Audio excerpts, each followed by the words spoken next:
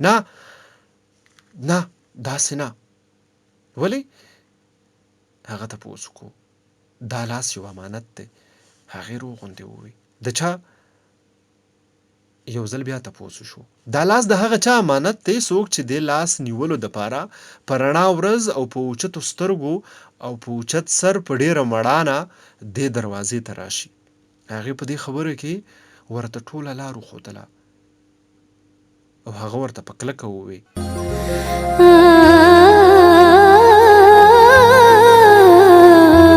ډېره خوندوره او ډېره په زړه پورې افسانه ده د خدای بخښلي طاهر افریدي. او د طاهر افریدي یو شمېر کتابونه ما لوستي دي خو دغه کتاب ما په لومړي ځل باندې ولوستو. د څو لحظو لویه کیسه ده دغه کتاب نوم دی د طاهر افریدي. ډېرې خوندورې افسانې دي پکې. نو دغه یوه افسانه مې ترې نن ستاسو دپاره انتخاب کړې ده. د افسانې نوم دی د لمنې نه راښکل به پکې نه وي. د لمنې نه راښکل به پکې نه وي د دغه افسانې نوم دی. نو په دغه هیله او په دې امید یې در سره شریکومه چې ستاسو خوښه شي. هغې چې په لومړي ځل هغه ولیدو نو هغه داسې ځوړند سر روان و چې هغې ته ورپورې خندا ورغله لکه د غریب عاجز نه څه ورک شوي وي. هغې ځان سره په طنزیه انداز روغ غوندې ووی او یو ځل ځان سره بیا مسکی شوه. خو لکه د هغې هغه پټه خبره هغه اورېدلې وي او هغه سر راپورته کړو او د هغې په لور یې وکتل او چې هغه یې ولیدله نو په وړاندې اخیستی قدم یې داسې په ځای ودرېدو لکه هغه ورک شوي څه یې موندلي وي او چې هغې سترګې د هغه د سترګو سره دوه څلور شوې نو هغې د هغه د تږي نظر تاب رانه وړو او د هغې پیغلې حیا هغې ته په سترګو لاسونه کېښودل او هغه ډېره په تادۍ د دروازې د تنبې شاته پټه شوله او د تنبې په درز کې هغه ته وکتل او د هغه څهرې ته په کتو یې بیا داسې محسوس کا لکه د هغه نه هغه موندلې شوي څه یو ځل بیا ورک شوي وي او هغې مخ د کور په لور داسې شان واړولو لکه ګوري چې څوک د هغې حرکت ته ګوري خو نه.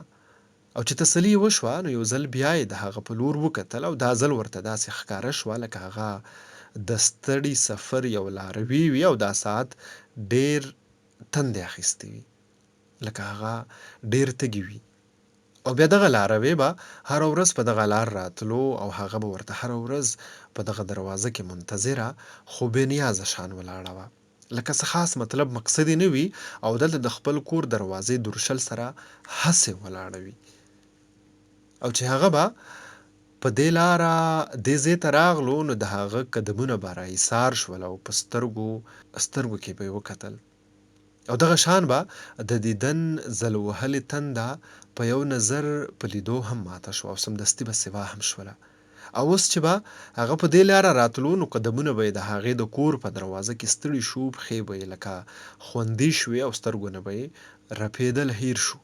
ته ماته داسې نیغ نیغ څله ګورې؟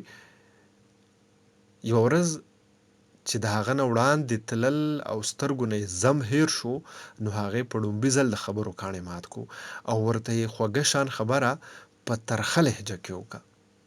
زه نه پوهېږم چې زما قدمونه دلته ولې ستړي شي، زما خپې دلته ولې خوندي شي او زما سترګې ضم ولې هیر کړي. هغه ورته په سوي شان لهجه کې وویل. د دې لاروي خبره سمه وه ولې هغې داسې محسوس کا لکه چې هغه چې د څه شي په لټون په دې لاره راځي شاید د هغې د موندلو امید ډېر کم وي.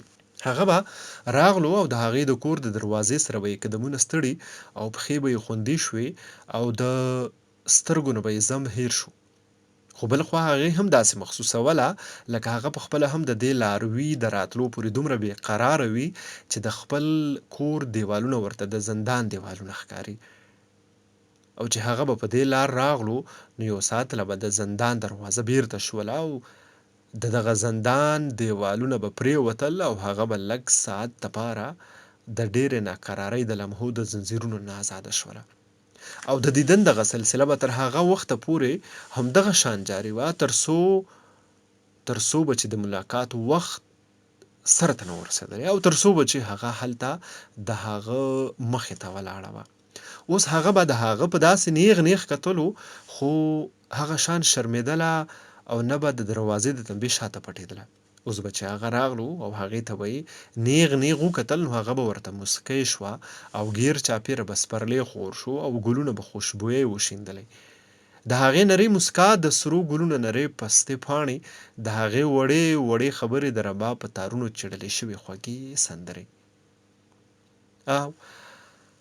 او یوه ورځ چې هغه ډېر تندی اخیستی و او د جذبې زغم صبر یې لمبه شو، نو د هغې سپین مرمرین پوست لاس ته یې خپل کلک او مضبوط لاس ور اوږد کړو. نو هغې ترېنه خپل سپین مرمرین او پوست لاس داسې ځان په راښ کړلو لکه د هغې د ژوند حیا، عصمت او د عزت په درنې سرمایې چا شکمارو غوټه وهلې وي. نه داسې نه. ولې؟ هغه تپوس وکړو.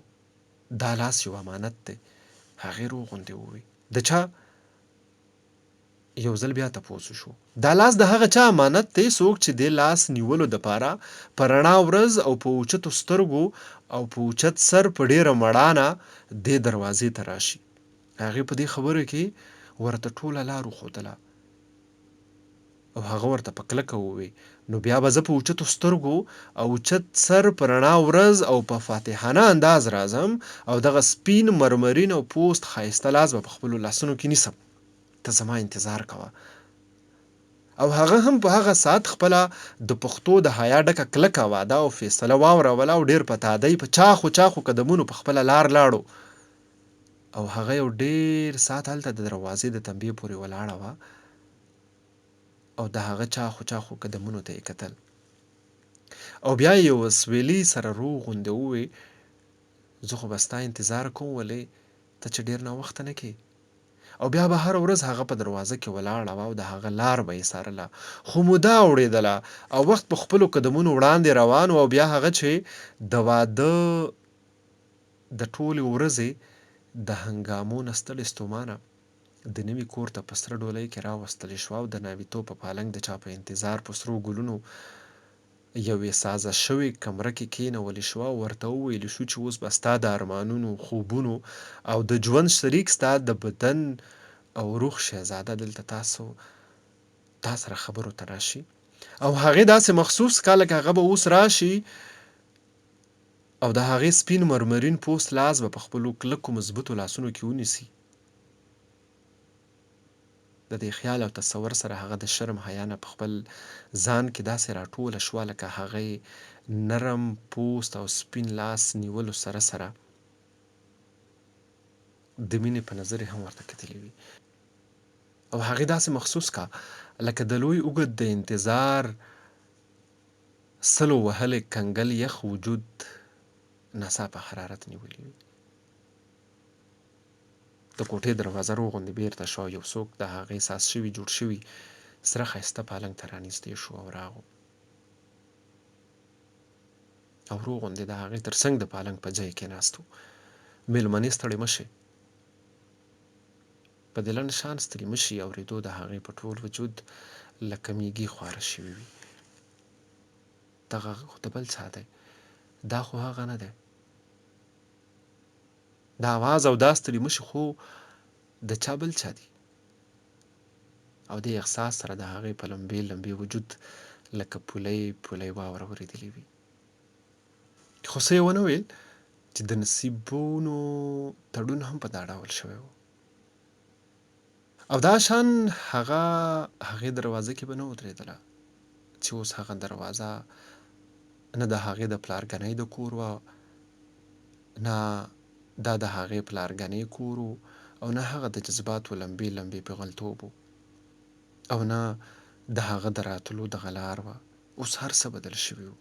هغې خو پخوا هغه ته په صفا ټکو کې ویلي وو چې دغه لاس د هغه چا امانت دی چې څوک په رڼا ورځ او په اوچتو سترګو په اوچت سر دې دروازې ته دې کور ته راشي. او هغه د یوې کلکې ارادې او پخې وعدې سره په تیزو قدمونو تللی و.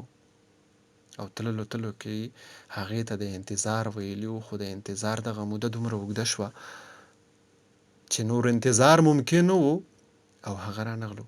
شاید هغه چېرته په بله لاره تللی وي یا یې لار غلطه کړې وي، او چې د لوی او ستړي انتظار موده پوره شوه نو یوه ورځ هغې د حالاتو سره روغه وکړه او بیا هغه د خیال سره یخ کنګل وجود په سره ډولۍ کې د بل چا کور ته لاړه، او چې هغه بل کس د هغې لاسونه منګولې په خپلو کلکو مضبوطو لاسونو کې ونیولې نو هغې په سپین صفا زړه او نیت د دې کس د دنګې اوچتې ونې د ګورو سیوري د لاندې پناه واخیستله او د ژوند تر اخره یې د حیا، عزت، هنر او پوهې خواږه ورګډ کړل.